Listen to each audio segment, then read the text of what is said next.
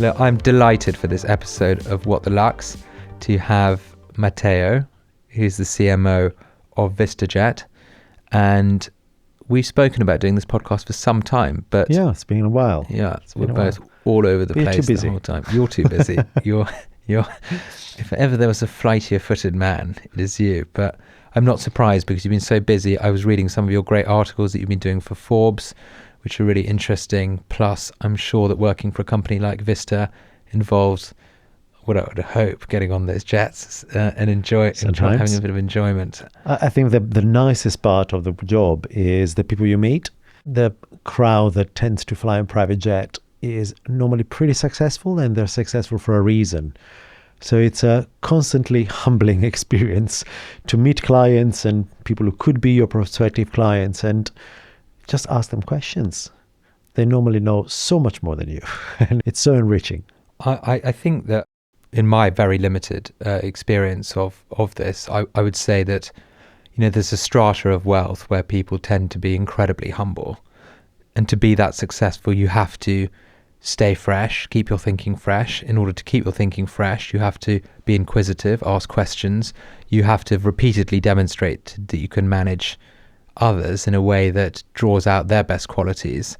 And you probably have to have a pretty strong sense of your own strengths and when to step in, but also when to step away. That's pretty accurate. The people that are at that level of success and leaders of the world, ultimately, tend to get there out of their intentions. It's never by chance. And that requires an incredible discipline, talent, of course, bit of luck, but more than anything, being kind to the people around you. Yeah. Because you cannot get to a place unless you have a good team around you and people that trust you and people that understands what you want. And if you don't take the time to speak with these people, to transmit your thoughts and make them understand where you're trying to go, of course, that will not happen. You can't do it on your own. There's no way on earth that you can do it on your own to that level. The life becomes very, very complex. They're managing gigantic macroorganism business ventures or countries. You're not an individual anymore. You're part of a system you have built. And if you lose the goal, if you lose the target, nothing will stay together. So you are the leader in the sense that you are trying to make something very hard come together and become a reality by managing all the talents you have around you and just repeating yourself and repeating it and keeping it clear and keeping it simple for the people around you, which is basically what you try to do in marketing, right? You're trying to stop people on the street from doing something or excite them with something, and you just have to make it simple for them to absorb it, to see it. There's something interesting there, actually, because obviously marketing tends to kind of bracket all high net worth individuals into just this soup and just assume that everyone's the same. And just exists in this, frankly, wealth demographic that perhaps few of the people servicing that wealth demographic actually understand. I think that was my biggest surprise coming from fashion. Because in fashion, you have very clear targeting. Anyone making more than X a year can afford my fragrance, can afford a jacket, can afford a luxury restaurant. The reality is, here we're talking of a segment that is the 100 million plus. So you're looking at 300,000 people across the entire world. Start dividing that by 200 different nationalities. Yeah. That's already quite a big mix. Then you put it from 25 to 90 years old. Basically, you have a person per segment. It's as diverse a segment as it could be. And if you want to have scale in the world of private jets and business aviation, well, then you need to speak a completely different language.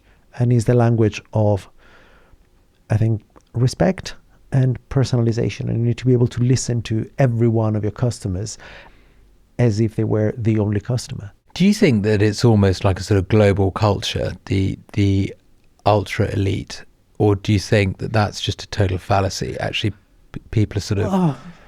There's some elements that bring them together. Of course, you can have Indian heritage, Italian heritage, Saudi heritage or South African heritage. That, of course, will be 50% of who you are, your culture, where you grew in, etc. Then there is the heritage of performance, which is normally something that they do have in common. There is a tendency to be people of action and people who are actually have that mindset. So the way they approach the world is quite similar. They have a leadership style, of course, so that is in common. The most common thing is that they can all choose something else. So that is the attribute that I'm trying to, with the team, we try to work more with, is what can I do that makes them think that is the choice today, that is the right choice today, and maybe it's better than what I have already. So when the price point or the money is not an issue, how do you conquer somebody and convince them to change from what they already thought was the best to what you have to offer? It's not easy. They tend to be pretty clear in their mind of what they want. Yeah. I would just imagine that the requirement for flexibility in the schedule of someone who's simultaneously managing God knows how many ventures, is extreme. And, I would imagine that places a huge demand on yourselves. I mean, I inquired about a VistaJet before this, just to test it out. I spoke to one of the people who works for you. Very, very polite, as you can imagine, as you would expect. Yeah. And it's sort of based on a quote, and there's a little bit of a couple of days of lead time. I would imagine when you're a member, it's much more. It's like concierge. So what typically happens is, if you're a member, we guarantee a flight available for you in as little as 24 hours. That is pretty incredible. To anywhere? Yeah. Really? Then it depends on the local regulation. So in some countries, you might have 2 days to require a permit, and then of course it's 2 days. But for us, in terms of organizing the flight, planning the flight, and moving the aircraft to pick you up, that's 24 hours. So anywhere I could fly like a Bombardier. What would take me to New York? Every day we schedule, so we have a fleet of around 300 aircraft, right? Every day you schedule where each one of the aircraft will go. And each and every flight is different. You don't know, as of today, where all the aircraft will be in 2 days' time. So you need to arrange for permits, for fuel, for the crew, for the hotel rooms for the crew, for the taxis, for the availability of cars for your clients, full-on catering from Michelin star restaurants, etc., all in those 24 hours, 300 times a day. I mean, this sounds like an absolute nightmare on the back end. It's not a nightmare. It's very exciting. That's framing it now. It's a gargantuan achievement. Let me put it another way. There's a certain type of mind that can cope with the logistical processes that must exist in the back end. There's two elements there. First, you build the network. Yeah. So you build, again, you can't do it alone, right? So we have, for example, just on the catering, 7,000 partners. It's unbelievable. Right? So 7,000 food partners that have all been trained on how to create the dishes, how to deliver them for quality, how to deliver them for the safety, and they create instructions for our cabin crew on how to replate and prepare for the customers every single dish with pictures and instructions. The same is true for fuel. The same is true for cars. The same is true for anything special you want on your aircraft. You say, I would like to have just this soft drinks that I really like. Well, there's going to be somebody from the plane or from a local caterer, etc., that 2 hours before your flight is out searching for it and bringing it on the fly. Because if you are one of our crew members today, you don't know where you will be tomorrow. In the evening, you receive your call and it says, tomorrow you get on the plane and you go to. Yeah. And it could be Siberia, it could be Sahara. Do you think there's a trend towards more? What's the general kind of like macro changes in sort of private aviation or semi-private aviation or like the Uberization of flying? There's several items here to unpack. There's been a big change during COVID. During the pandemic, of course, a lot of the people who never used to fly private have started trying private. if you were going London to New York, you don't need to fly private. You have a flight every 20 minutes, right? Yeah. So majority of people were saying, you know what, it's absolutely fine. And they started flying private. And they realized that the gigantic difference that if you can afford it, the system has. You said it before, it's the flexibility, it's the speed, it's the time saved, it's the quality of the flight itself, because you're relaxed inside the cabin. You can command the time inside the cabin. You can do what you want inside the cabin. And at arrival, you're fresh instead of being tired, right? Sorry.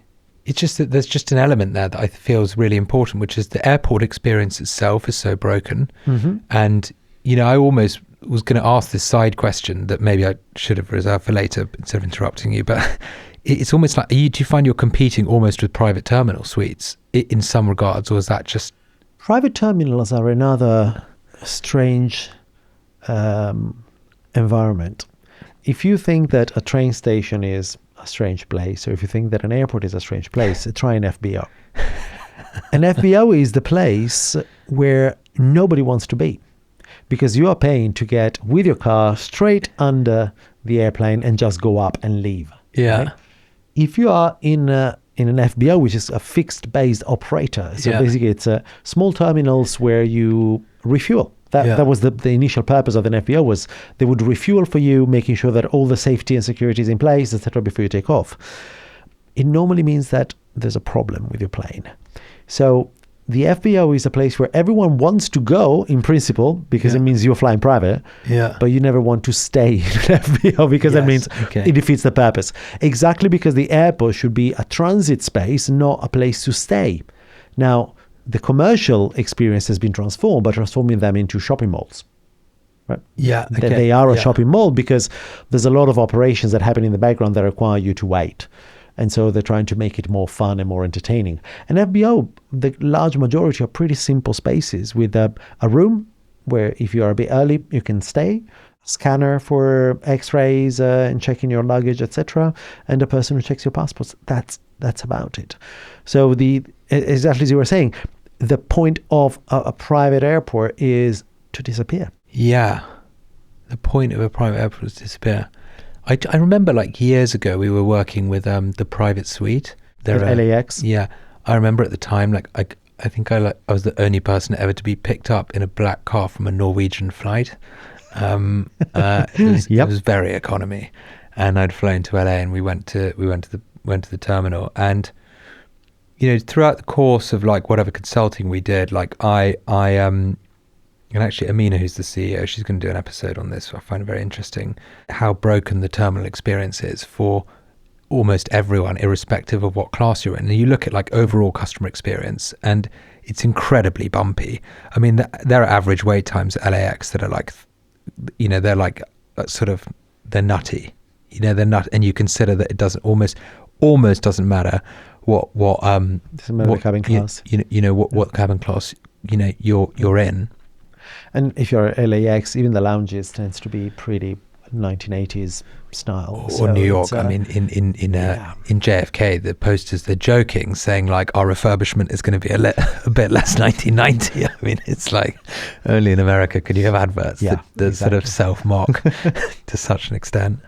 So if you were today to start working for a private aviation company or a business aviation company, what would be your first question?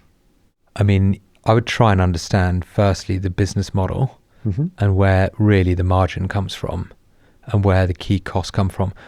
Because it's operationally complex, right? So you have to carry the weight of a lot of costs. Presumably, there are a lot of variable costs, but like they're basically fixed costs. And so I would try and really understand like the dynamics and like how the pricing dynamics are impacted by like, I don't know. Do you know what I mean? Like, what's the equation? So the equation is very simple in a way. You have the high cost is the metal, is the machines, right? Imagine our fleet is all super mid and large. So we're looking at 8-seaters to 15-seaters, 5 hours flight to 17 hours flight. Each one of these goes from 30 million to 75 million per aircraft. So you're looking at a substantial investment in the asset itself. And the business model is exactly one where you are trying to reduce the cost for the client by increasing the utilization of your asset. Mm. So instead of you owning your own aircraft and flying it 200 hours a year, we fly it 1,000 hours a year. So immediately the cost of the acquisition of the assets is divided by 5. Yeah. So we can reduce your cost per hour because, of course, we can distribute the cost of acquiring the asset, credit for it, etc., and the repayment on the lease across many more hours. So that is point number one. Of course, there are prices that you cannot really do much about, which are the lending fees, taxes, and fuel. Yeah. You can do negotiations of fuel based on scale, of course, because we are the largest on-demand provider in the world. Of course, we have economies of scale on our purchasing deals. But the reality is that a lot of the airports are individually owned. So you do individual deals. Right, okay. And then you have your cost of crew are pretty much fixed. We all have similar costs for that. Where you get the big advantage of flying with VistaJet is exactly the fact that you are not acquiring the asset yourself. And compared to a charter market where the price goes up and down every single day, they call it dynamic pricing or real-time pricing. When you become a member of VistaJet, you have a fixed rate every day of the year. So if you want to leave tomorrow, you don't need to question what is going to cost me, because you've already negotiated that, and that it stays the same for 3 years. So that is the simplicity we try to bring in. Otherwise, if you go on the charter market, you have to negotiate every single flight based on age of the aircraft, experience of the crew, what you ask as additional services, etc., and that can take weeks. Sorry, so just to reiterate that point, you have pre-negotiated cost per hour. Yes. Okay, and do you have to analyze the client's kind of unique Yes, every needs? Contract is bespoke. Yeah, so you're basically, I guess, looking at things like level of flexibility required, like typical destinations, quality of how big the group size of is, the aircraft, size exactly, of the aircraft, exactly. maybe like other like secondary or tertiary requirements. Mm-hmm. You know, well, considering when you buy like the diva score, when you buy an Apple computer, yeah, you go in and you can select the top of the range, and then you say, actually, I don't need this, I don't need this, I don't need this, etc. So we normally start from the maximum price. We showcase the maximum price to a client and say, no questions asked, this is the price. But of course, if you start flying always from key hubs, we can consider a discount, because we know that we're going to have somebody to pick up after you land, and it doesn't create an extra flight. If we know that you're flying mostly off-peak, we can try to negotiate a better deal. If we know that you can be flexible sometimes, and maybe we can arrange 2 flights in a day instead of 1, of course, we have an advantage in terms of being able to use the aircraft twice, etc., and we're happy to pass on the savings. So it's a very transparent model where we allow the client to choose what they need, but once it's done, it's done. You negotiate once, and then for 3 years, you don't need to question it anymore. It was one of my first surprises coming into private aviation after fashion, was that it's a world that wants to save a few hours on every flight. But if you go to the charter market, it can take you weeks to negotiate a flight. Yeah. And that we are all used at booking a flight in 30 seconds, maybe a minute, maybe 2 minutes, if you really take your time. And private aviation, which is the promise of being there immediately, etc., is actually the opposite, because you need to negotiate every single item, because you need to build your own flight. Honestly, we're doing this project for this like Uber copter type thing. I won't get into details, but there's a big market basically to like get around the UK using a helicopter. It's and for it to be on demand. And we're just looking into sort of charter. It's unbelievable how archaic it is. You're literally filling out a form for something that you're not even sure if someone only comes in once a week to check the email address. It looks like you can see the dust on the website. Yeah. That is what also makes the leaders in private aviation so different from the rest. It's a very fragmented market. Consider that you have 24,000 jets out there. The large majority of them are light jets, so they fly a couple of hours. They are short hoppers, 1-2 hours. Out of these 24,000, I think the 18,000 are privately owned. So the large majority is a person who has a jet. And then they put it on the charter market. The charter market is people like me and you that have a list of 50 people they know with an aircraft. And when somebody calls us, we go out and search if somebody has availability on the day and they're not using their own private jet. Yeah. This is the large majority of the market.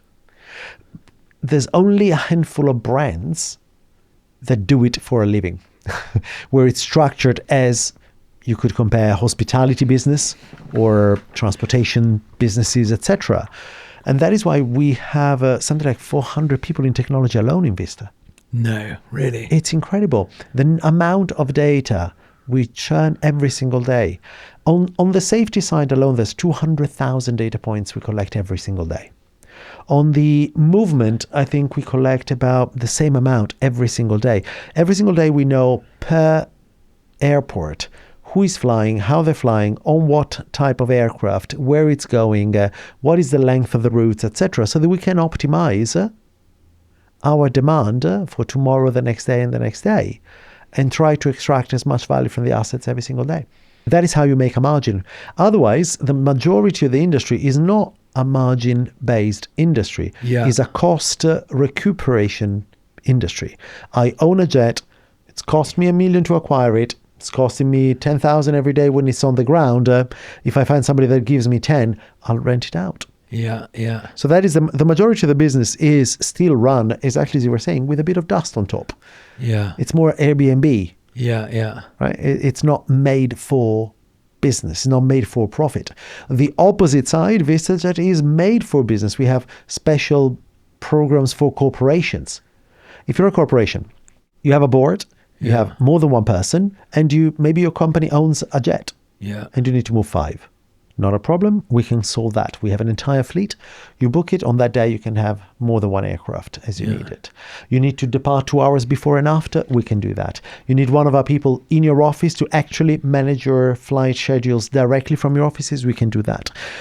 You can solve all these issues, but you need to know exactly what the requirements are for your client, which means it's a client that flies with you quite regularly. That is why we have a 3-year contracts, because we can spend 1 month analyzing all the needs, setting it all up, and then for 3 years you have no problems going forward. It seems to me hardly surprising that the market must be every single person who currently owns a jet, because I've got a friend of mine, he's very successful, he's a hotelier, and you need to introduce me. Yeah, I'll introduce.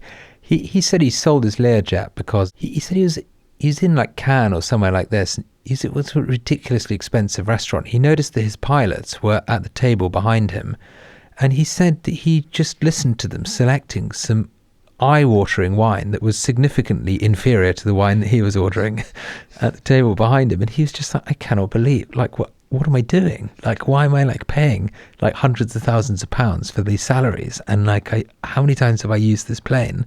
It definitely doesn't justify the quality of that wine. The question is exactly how many times have I used it, right? Yeah. If you have crew, you need to have double crew, of course, because it works on a 2 weeks on, 2 weeks off, give or take. That is the standard. So you need a double crew. Then you need somebody who can come in if somebody's sick. Then you need a travel team on the ground to arrange all the operational requirements, permits and whatnot. Then you have a maintenance supplier to put your aircraft through every year, etc. So that's going to cost you quite a fair bit. On top of that, you have a depreciating asset that loses 10 to 15% a year in value. And so it's not just the cost of acquiring the aircraft. Every year, that aircraft is costing you a lot of money in maintenance, in depreciation, in costs, etc. But what is difficult for many people to visualize is they only see the bills that come through, which is normally the fuel and the permits. But the reality is you're also putting into that aircraft 2 million, 5 million, 10 million, depending if you buy first hand, second hand, etc., that you could be putting into your own business. Now, would you make more money by putting those 10 millions into your own business and transforming it into a double the value business and making more money? Or does it make sense to have it in your books on an aircraft? Yeah, it's a big sunk cost, isn't it? It's a big sunk cost. And also the bank, we say, I already gave you 10 million. Why do you want another 5 to do this extra business unit you want to launch, etc.? Yeah. Well, that was for the jet. Yeah. It's not an easy conversation to have with a banker, right? So you see, it's a strange world because the rules are quite different, and the reality is quite unique, and also the number of people it applies to is so small that only a handful of companies can actually invest to change the experience, to make the experience consistent, to generate excellence, because otherwise you would need too many people to make something incredible if you only have 10 jets.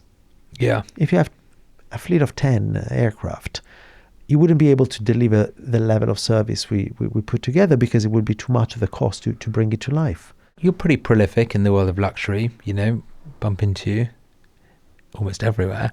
And you write and you teach, and you've had a very interesting career that has been, a journey through fashion into aviation, and you've got a pretty broad perspective on luxury. I think you mentioned earlier when we were talking, you were saying, it's a very different world of luxury now to the world that we had before. And there's a theme that you've written about as well. First, just talk through your journey that you've been on. Maybe the first question I should have asked rather than one midway through. And then secondly, what are the big changes and shifts that you've seen in the world of luxury over your tenure? I started working in luxury by chance. I started working in luxury because I am a student of semiotics. I studied semiotics with Umberto Eco in Bologna. And my keen interest has always been meaning. How meaning is generated. How culture happens. How do we share values? How do we share ideas? How do you attribute meaning to things? So the fascination for me with the world of brands and luxury started exactly that way. My final essay at university was on Gucci. I spent 6 months there studying the whole corporate identity and how Tom Ford was transforming everything. I was there when he was just appointed creative director. And that is what got me into luxury, because it's the place where you can really dedicate time to create a brand culture and the significance of a brand. It's something that seems like it's been reinvented yesterday by the Louis Vuitton of the world, right? They talk about brands as a cultural object. Mm-hmm. It's always been the case. Brands are part of our lives, and they define us because they have a definition of themselves that we want to appropriate and want to make our own, right? And part of our identity. So to me, the interest is always into people and how to use object and cultural construct, such as brands, to define their life, to define their relationships, to define their view of themselves, etc. So that is my general take on the world of marketing. And what I like is that with marketing, you can change the way people see things, from a commodity to a desirable object. Water is something that goes through a river. When you put it into a bottle and you put an Aviation logo on it, is not the same object, right? Or liquid death for that point. And then the interest for me is when you go into fashion, it's so visceral. People have this deep attachment to, oh, this is incredible and this is absolutely something I would never wear or something that I would never acquire because that's not who I am, right? So the element of identity is really pushed into the fashion and luxury world. When I came into private aviation, that was after like 15 years in fashion, and I wanted to discover new objects, new things that are part of lives. I've had quite a lot of exposure into the world of luxury itself. I've been doing trunk shows for Bottega Veneta, and I was with Paul Smith when he was opening museum exhibitions with artists and doing design collaborations, etc. So I've seen quite a bit of how you create an object to start adding layers of significance to it that go beyond the functionality, whether it is by the design, so its 3D aspects, if you wish, or its design aspect, or whether it is through the use and the perception of the user while using it. If it is behavioral, I've done a lot of retail, and how do people interact with a space? Do they stay a second longer? Do they take a decision instead of another? Do they move to the till? Do they ask for an extra question that then allows you to actually upsell and present a product that is not immediately evident and transform that into something desirable?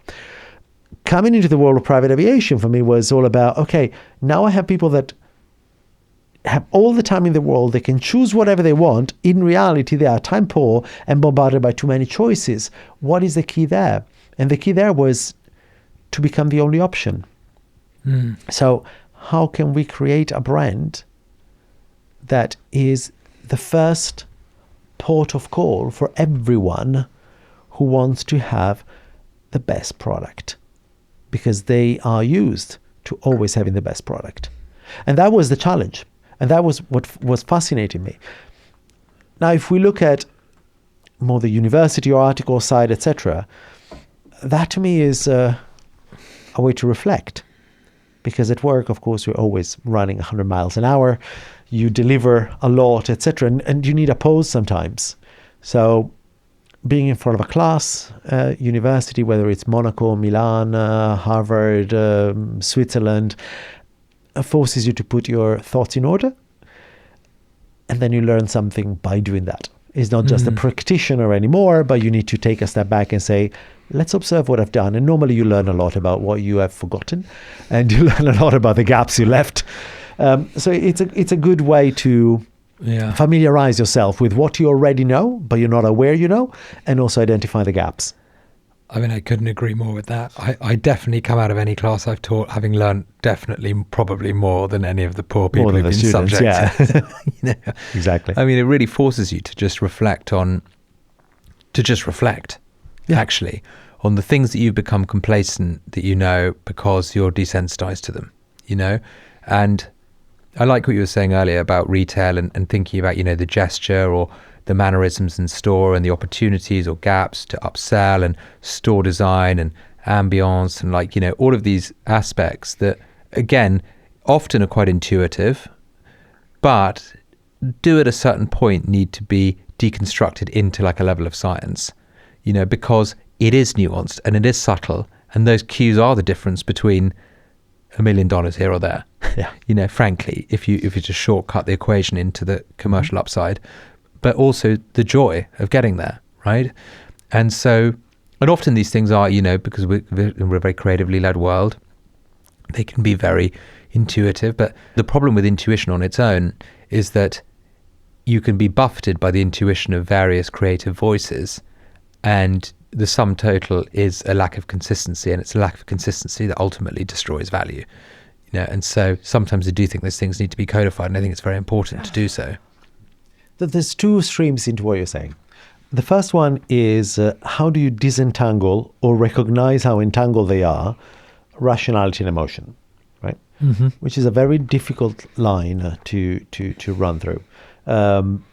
You always need a rational benefit. Everyone likes to be reminded that we are rational animals and beings. Although the reality is that the decision-making process happens before, based on your perception schemes, and after, based on your confirmation schemes and the sensory reflection on what has been a rational act, right? So you absorb and make your behavior into a habit if it has generated some positive feelings or a sense of that was the right way to do things. So this is one big topic. The other topic that you were going through, I forgot completely.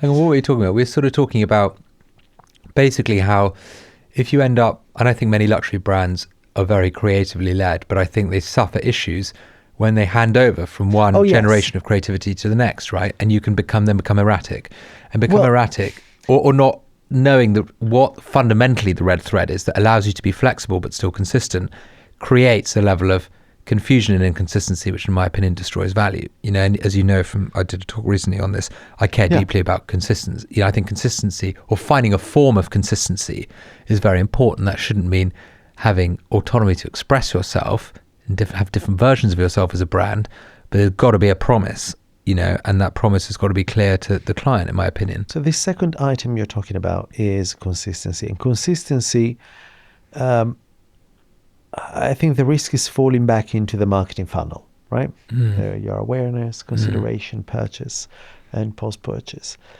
The reality is that we are getting into a world where the I remember a slide from Google at the Business School of Economics just a year ago. This professor comes in, and I think I never laughed as much, and was saying, I spent 2 years with Google trying to analyze all the possible combination and configuration of the choice and the decision tree, right? And eventually said, I think I cracked it. And he showed up, and it was an arrow going in, an entire mess in the middle, and then something coming out. I said, it's absolutely impossible. Yeah. We looked at all the data we have. There is not a single pattern you can really identify. It's been a myth from all the marketing books. AI won't become sentient then? Yeah, absolutely not. It's absolutely impossible. So that was his way. So what is consistency for? When you work in luxury, you are leaping into the world of trust. It's not a commodity anymore. You're attributing value to things that you do not really comprehend to the T, because the level of complexity of a luxury product in terms of heritage, in terms of competencies, in terms of sourcing of materials, in terms of design values and aesthetically cultural values, etc., is very, very complex to disentangle. So you are believing that the price you're paying is worth it. And that is where you take a leap of faith. So do you need consistency or do you need trust? That is a very different thing. Consistency can be a repetition of the same item over and over and say it's a guarantee of a promise, etc. Trust is, I don't even need to check on you. You can do whatever you want. Yeah, but I think I will get into a point where the price you command, I know it's worth it, right? And then it's not price anymore, it's just value. I would say that one is born of the other, but this is like a sort of a chicken and egg. This is like a whiskey debate, isn't it? It's a whiskey debate. It's a whiskey debate. Okay, so Matteo, should we talk about VistaJet for a moment? What's the kind of like mission? What's the like key offering? This is all in the wrong order, isn't it? Because this should have come second. But let's talk about. I think it's a really interesting proposition, and I think it's such a like fertile opportunity. Because it is so obviously a bad decision, in my opinion, to own a jet, unless maybe you're Elon Musk. So and that then you make funny pictures of your flight path. VistaJet is born out of frustration and mistakes. Like most good products, I would say. Is somebody who was a user. The founder, Thomas Flohr, was a user first. Then he went into buying his first jet. Realized it made a massive mistake, started chartering it out. People liked his jet, and he said, they don't want our jet, they like my jet. So if I were to buy another one, I would do it exactly the same. And he started renting it out and renting the second one as well. And he said, okay, maybe there is something here. Maybe they like that combination of the style, the interior, the livery, the service, and what I'm doing with it. What would be the next step? Well, the next step would be to be able to offer it anytime and anywhere, because then it removes all the complexities of having multiple providers and every time having to find somebody that can rent you a jet. And so he built the scale. And then he said, what is the next thing that I can kill? Well, nobody likes to pay for repositioning flights. I only want to pay for the hours I use it. And that's what we did. Removed all the repositioning flights costs around the world, because when you are a global player, it doesn't matter whether you land in Dubai or in Manila or in New York. You will find somebody that departs from that country the next day to go somewhere else. And then when you get there, you have another client that will pick it up to go somewhere else. So that was another big deal. And then he said simplicity. Because I spent so many hours on the phone and negotiating those deals that I want one price. And after that, I'm done. I just decide, tomorrow I need a plane. Tomorrow I don't need a plane. That is the only thing I want to have to think about. Yeah. I use my membership or not. And I know that when I decide not to use it, I'm not losing anything because I don't have an asset sitting on the tarmac. So that, again, was born out of a series of very simple questions and daring to build an infrastructure that could serve the entire world 24/7 with clients all over the world, and finding a way, as you were saying before, to make a margin on it, which is only possible when your utilization of the asset is high, which means you can offer a better price than ownership, and you can offer a better service than ownership because all our cabin hosts are trained at the British Butler Institute, so they have good manners. They know how to plate Michelin star food. They are trained with the Norland College for family service. They take training into body language for pets, so they can understand if a pet is restless and how to make sure that it doesn't disrupt a flight. The pet thing is interesting. It's really interesting. The pet thing is interesting. Why is it interesting? Do you have a pet? Yeah, I've always had pets. What do you have? Well, I've got a one-eyed dachshund. Mm-hmm. I was very, very cynical about small lap dogs, especially short-haired ones that always had like relatively large, long-haired dogs. And I thought like the thing was ridiculous. I inherited it from my partner's sister. It was already 10 when I inherited it. Molly. After 10 years, she's called Molly. She lived with Minnie. After 10 years of living with each other, they fell out and they couldn't live in the same house with each other anymore. Oh, wow. And Molly, my one, she's she's an alpha, and she'll like go for like a Rottweiler, she's got to be, anyway, now I'm into Dachshunds. Okay. But let me put it this way. About 10 years ago, I started with a woman called amazing lady called Gabrielle Hayes, and my business partner. We basically used to have an incubation business, and we started a pet insurance business, and it was called Cat Dog Fish, and it was like a fun. There was nothing fun in the market, that plucked the emotional heartstrings of a pet owner. And it had a beautiful story behind it. It was like I wouldn't call it beautiful, but it was funny. It was a dog who was in love with the cat, and it was a very cynical, philosophical fish. And everything was like narrative led, right? And the idea was to sell the insurance, and it was underwritten by another company, and then basically build products and services around it, and really play to like the irrational nature of, or the emotionally led nature that leads to irrational purchase decisions, which are never truly irrational. They're born of like emotion. What we were talking about earlier. It's a duty of care. Yeah, that's a duty of care. Yeah, exactly. It makes people feel good. That's what we're here to do, right? I suppose. And so basically, I went deep into the world of like the psychology of a pet owner. And you just really uncover like the deep level of it. But people love their pets and spend more money on their pets than they do on their children, or on their like infants. Do you know what I mean? And obviously both exist in a category where you can't quite decode what they're thinking or feeling, right? So you project your own thought process onto, an entity that can't express themselves.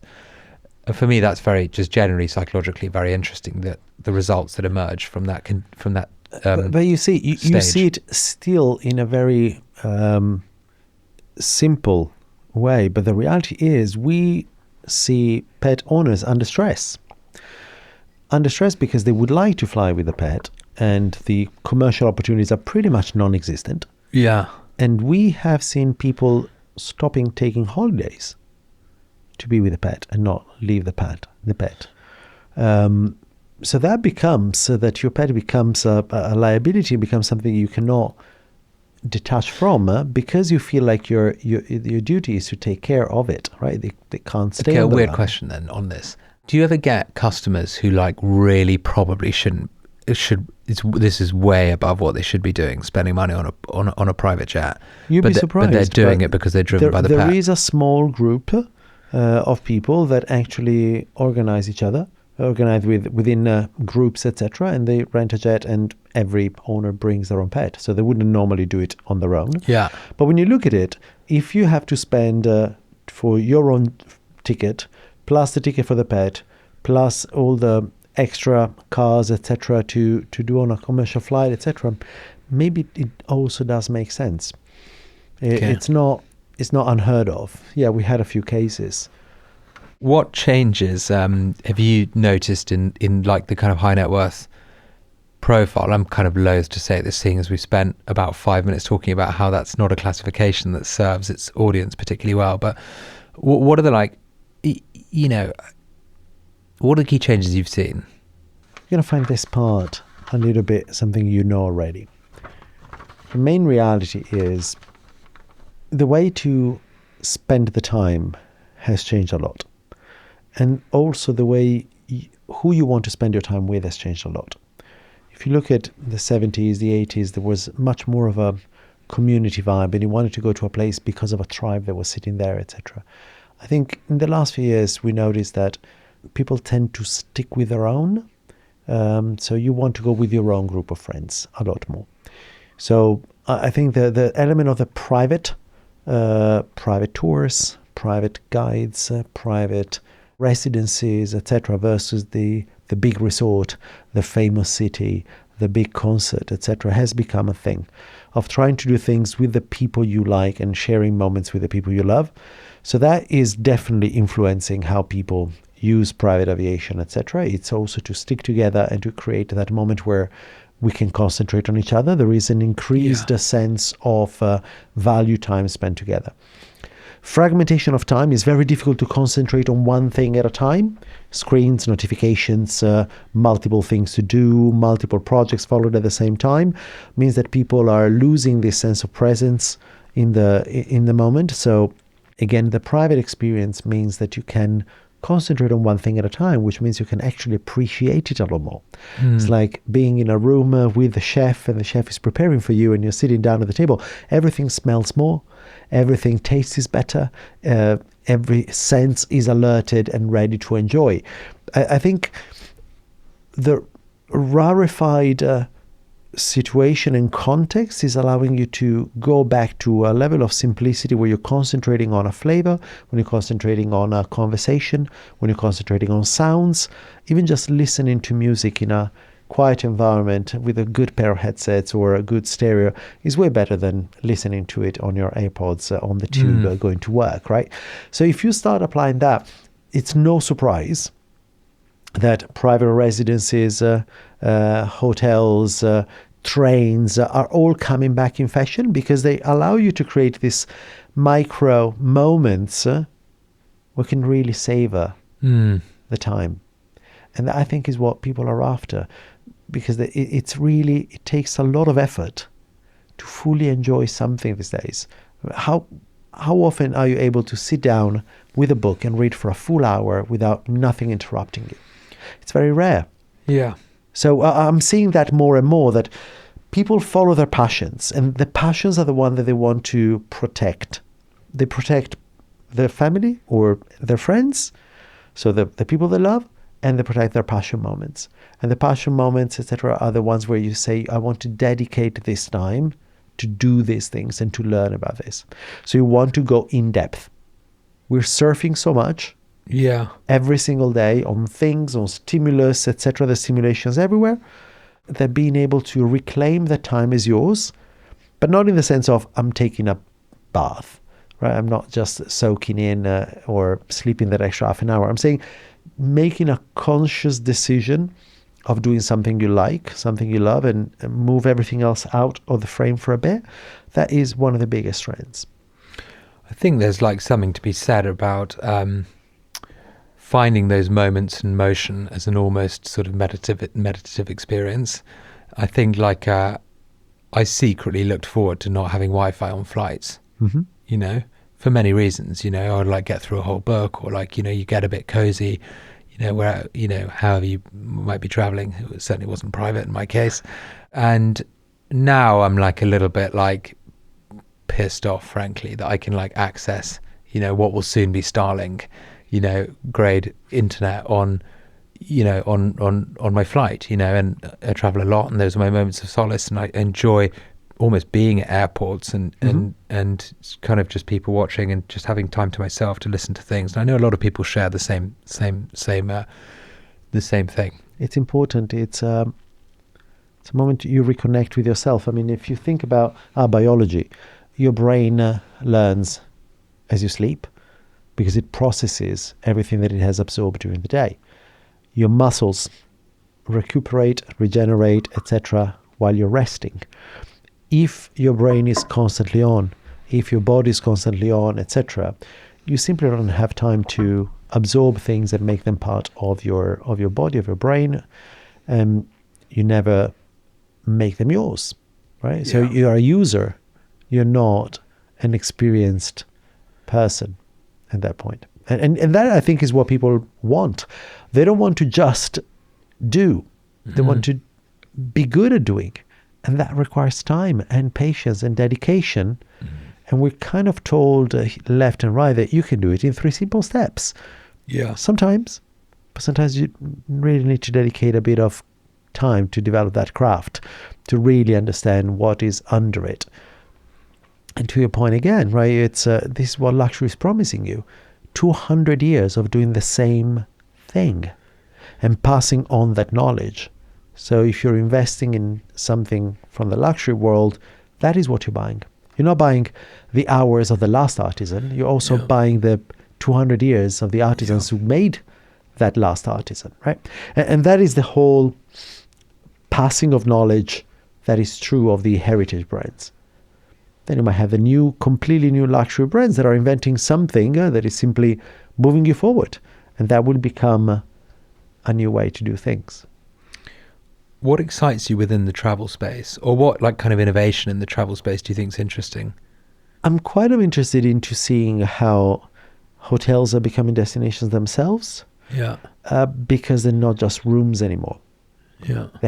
They are becoming meaningful spaces where you go to do something and learn something. Of course, there's a lot of copycat still, but they are really refining the atmospheres, the feelings they generate, etc., and how they connect with the cities they're hosted in or the countryside, etc. So I think there is a new sense of hospitality that is going back to, I want to know the host. I want to know why I should be doing something, and I want to believe that my time here is not just a comfortable bed, right? Again, it's coming out of the commodity aspect and making it into the enriching world. And I think that is exciting because the hospitality world had not changed for a long time. It was just expanding, and going into the pampering, right? And so it was just softer. It was comfort. It was led by comfort. It was not led by learning. And so that is is an exciting bit. Thread count, not value exchange. Exactly. And the other interesting thing is the paradigm transformation of how to travel, all the sustainable options, and looking how a resort can actually be part of the structure and the tissue of a local community or of a natural environment, etc. That is very interesting to me as well. And then the last thing I think is I want to see. I'm a kid of the 90s, right? That is where I woke up into seeing the world around me and not just being self-centered as a teenager. And travel was always the moment of globalization for me. It was the years where globalization was the big word, right? We're going global. We're becoming all one, and we all learn the same thing. We're all going to be equal. And then it went into homogenization. Yeah. And now McDonald's everywhere. And now we're all buying the same things, and we're losing our roots, etc. And this was the 2000s, right? So the negativity around what globalization is also comported. And now we're going back into another world where is the pride of each country and the pride of each nation and the pride of each tribe of retaining the uniqueness, etc. So I think it's only through travel that you can go around and meet the people and try to understand how do they live today and what they're yearning for. We will never end. We'll always go through cycles of integration, cycles of wishes, a cycle of protection, cycles of being proud of what you have and what you stand for. So I'm just curious of the new meaning of travel. For many people was taking a picture in front of the Colosseum. For other people is becoming going to find the special ingredients for a recipe they've always wanted, or the story that their grandmother was telling. So it's becoming much more fragmented, and I think that again means that we can all find our own way to travel, and that is why I love the fact that the hospitality industry is changing from a generally good comfort level of just different price levels into, no, it's more about the personality of the travel. And in things like interest-based travel, definitely on the rise. It's huge. It's huge. We just did 2 or 3 researches. One was on sport travel. Yeah. People traveling to see their football club, traveling to see F1, traveling to see equestrian sports, etc. It's increased fourfold. We're doing another one on passions. VistaJet Private World is our world of partnerships and activities, and it's all built around people's passions. And we created different environments, different partnerships, etc., based on what people travel for. You don't fly to fly, otherwise you'd be a pilot. Yeah. If you were doing it because you have a passion for being on a plane, you would take a license and you would fly your own plane. Yeah, yeah. We all fly to go somewhere, to do something, to meet someone. So that is the part that excites me for travel. What's your stance on sustainability? Now, I'll footnote the question by saying clearly you can only own an aspect of sustainability that you can own, right? So what is your position on VistaJet's approach to holding its corner for whatever aspect of sustainability it chooses to? Let's start from the understanding that private aviation is an infrastructure for transport. Mm. It serves a purpose which is not fulfilled by any other transportation means. It's like saying we can go on a train everywhere. No, sometimes you take a plane. We can cross the Atlantic on a boat. Again, it's a lot of work. Can do it. Not very practical. Might not be everyone's first choice. Similarly, business aviation is not for every flight. Business aviation is for special flights between cities that cannot connect, flights that cannot happen during a certain time of the day, right? So it's a marginal product. It's a very, very small percentage of the world of aviation, and even less than the world of travel. So let's start from the fact that it is a niche product with a high price, which also makes it into a niche, offers it to a very niche customer base. Yeah. So it's very visible as an item, so it has been portrayed as a much larger issue than in reality it is.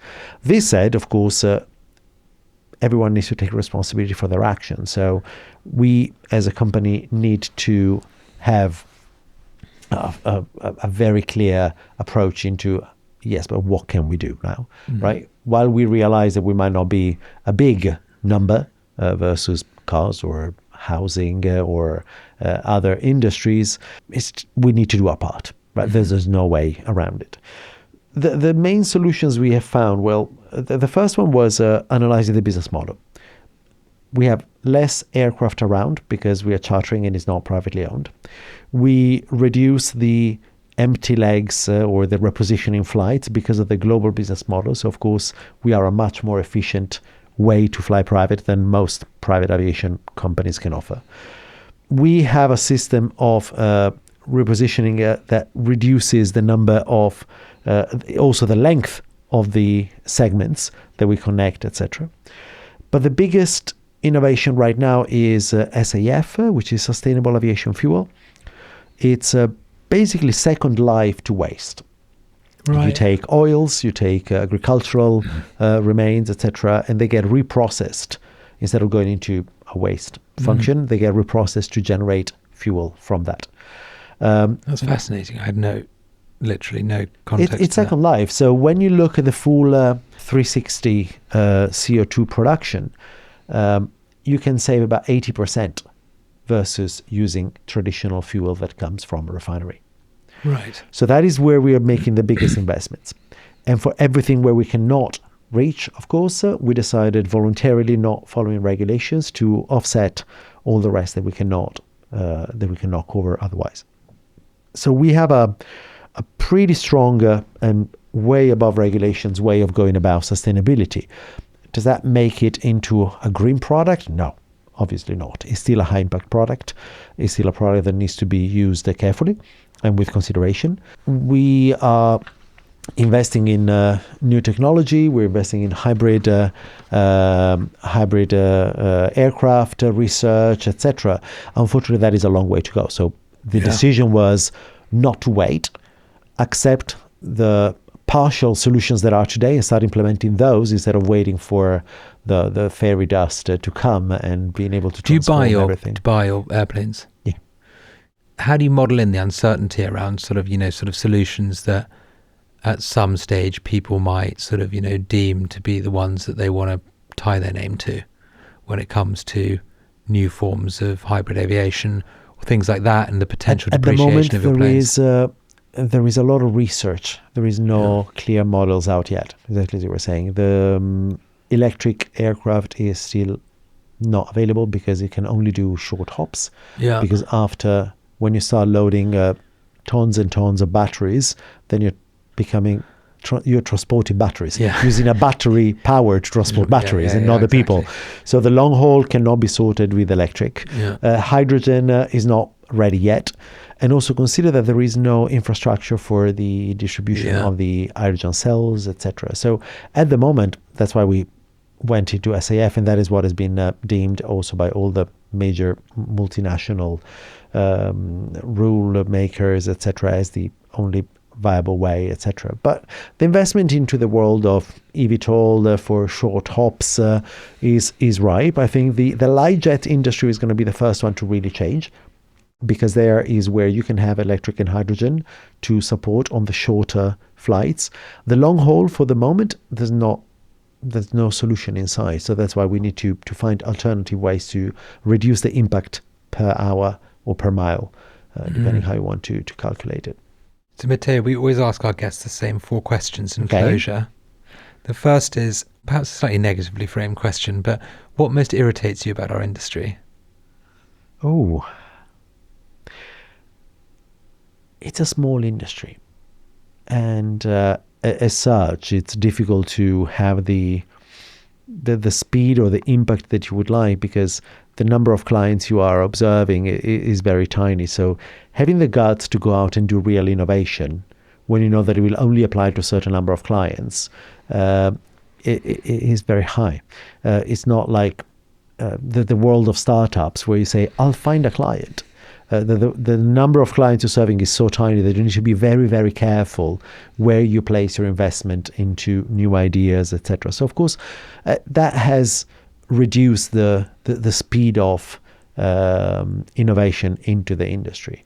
This said, when you get it right, you have the most amazing clients, and they are ready and ripe to come aboard. Yeah, I think that's a really good answer, actually. I share a similar frustration, actually. There's just not the throughput sometimes. So you just don't have, you can't build the plane with the wing. The thing's got to be perfect, and it's actually got to be used. And if it is used, it's probably not by like a high volume. And so you can't like pull levers and experiment, and you can't really justify certain forms of innovation, which is a shame. But that is why it's luxury. It's not luxury because of the price. No, I know, exactly. It's luxury because the risk you're taking of dedicating so much time and energy to create something new turns it into a passion for the people who are inside. So that is the nice side of aviation. Everyone inside aviation is so passionate about it. You don't go into aviation if you don't really like it. So that is the counterpart, right? You have very highly motivated people that really believe they're there to do something difficult. You're in a segment of luxury that is, attuned with technology and innovation more so than many others, right? Mm-hmm. Like today, a chicken that's organic is a luxury versus a chicken that's battery farmed, So what we were saying earlier, which is a luxury is not just the time and care that goes into something, it's almost the aggregate of blood, sweat and tears that have born that skill to begin with, right? And so we now pay a premium for things that are slow, and we all obviously things that took time, things that take time, things that have like a little bit of soul in them, and often as a result are purer, better, in some cases not. In some cases probably arguably worse, like I remember some research by the Real, that the second-hand marketplace, and they were saying that sometimes when they're authenticating products, the biggest giveaway of the fake, because there's such big super clones now, and like for watches and handbags, and is that they're too perfect.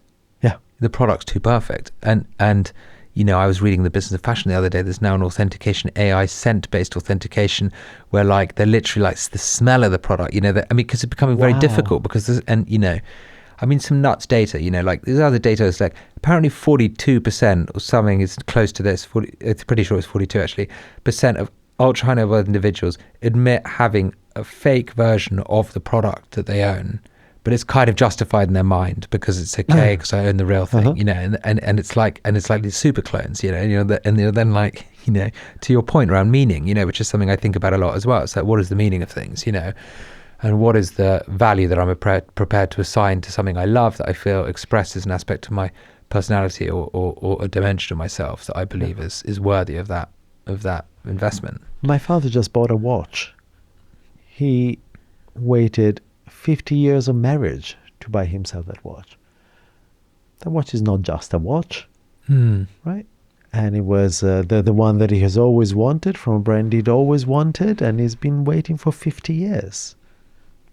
That time added value to that product. Well, I hope it's one of those watches you buy not just for yourself, but for those in the next generation. I do hope as well. For your sake. So, Matteo, what sort of concerns you about the world we're leaving the next generation, something that is relevant to both of us? I come from Italy, and Italy is it's a country of passion. It's a country of ideals, etc. And what I'm a little bit worried for the next generations is that this has been eroded a little bit. It's become very short-lived.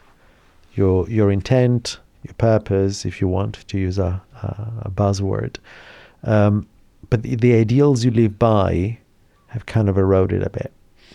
And that is such a strong motivator to keep you in line with yourself and not make you doubt yourself and not make you lose yourself. You as a person are shaped by what you believe is right.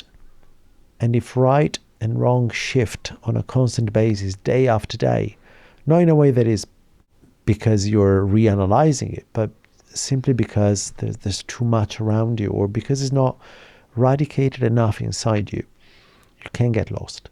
So I'm a little bit worried. I think if I were born today, I would possibly struggle a little bit more with who am I? Why am I doing this? And finding my own why. And again, we're not talking about big purpose, missions and heroic actions. We're talking about literally recognizing yourself in the mirror in the morning. Yeah. And you see it. You see it, it's increasing, this sense of being lost. And it's a little bit due to the different shape of the community, the different shape of the news you have in front, and the multiplication of efforts, which are not only an exchange of ideas, but tend to be commercial in nature as well. And you can see it in the data, you know, half of Gen Z are anxious most of the time in the workplace. Now, the problem with that is not actually the workplace. Workplace has not changed. The workplace is, okay, yeah, fine. You know, we get emails at 7. You can try and stop people answering emails after 6:15. That's not going to solve happiness. You know, that's the workplace is a far more agreeable place than it was 30 years ago. I mean, I got castigated if I came into the office at 9:02. You know, instead of 9 o'clock. So. Do you know what I mean? And which was most days until I eventually got fired. You know, my point is that, you know, we're trying to solve problems in the wrong place. I mean, you know, I did this talk the other day. Do you know what I mean? We led with some data in the talk at for the LCC thing, and it's like I couldn't actually believe the data when I was doing the research. It's like 12% of all of America report having no close friends. Yeah, and that was 3% in the early 1990s. That is an extraordinary amount. Over 10% of the world's most advanced economy, the people that have no close friends. You look at further data, and people who are 70 are more likely to be lonely than people who are in their 20s. Sorry, the other way around. People are less lonely in their 70s. I mean, it's also crazy, you know. But that's exactly one of the big fears, right, is isolation. But, I mean, having the confidence of getting into a room and making a friend, it takes a lot. Yeah. I still remember going through, but I really want to meet that person. That seems such a fun person to be around, but maybe they won't like me. Maybe I have nothing to say. Maybe I look like an idiot. Taking the jump into becoming a person of interest or trying to find that connection takes a lot of effort. It's so much easier to scroll. Yeah, and the thing that challenges all of us, no matter who you are, is interpersonal relationships, right? Mm-hmm. You could be, it doesn't matter who you are, you could be a bit shy, you could be a bit anxious. Now, you know, you could argue there's a level of natural order in who has the confidence to and we're confident, all of us, in different ways. So there's not just one version of confidence. There are different areas where we feel comfortable, and we organize ourselves in a way that then gives us purpose, right? Because we have physical energy to combat and deal with. And, by living in these digital communities that are largely anonymous, we are stripping away that, like, the physiognomy, the body language, the energetics. But again, when you go into your comfort zone, that is where you're less invested. Always, yeah. That is where the relationship is not worth much. The dating world, where you can swipe, you're not putting anything in it. You can have another day tomorrow, and another day tomorrow, and another day tomorrow. Maybe that person was interesting on the fourth date, just not on the first one. Exactly. Maybe it was not a good time, right? We give up too easily. Yeah. And by giving up too easily, we don't conquer anything. We don't conquer anything. It's not ours. We don't make it ours. We have nothing inside. Yeah. I couldn't agree with that more. I think it'd be hard to refute that point. I think it's one of the greatest challenges of our kids' era, our era, frankly. If you had to give up your job tomorrow, what would you do? Farmer? Sing? Yeah. Operatic? Yeah. Yeah. Or like the Beach Boys? No. Operatic? No, definitely more classic. You look more classic? Definitely more classic. Okay. It's a perfect craft. It's all about emotions. It takes so much discipline to do it right, etc. And at the same time, it's liberating. So it has that element of constrictions and hardness, but at the same time, it's totally elating at the end. So I think it's a good mix. Cool. What's the thing that most excites you that's sort of kind of on the horizon? Dinner? Let's leave it at that. Thank you very much for your time. My pleasure. Been a joy.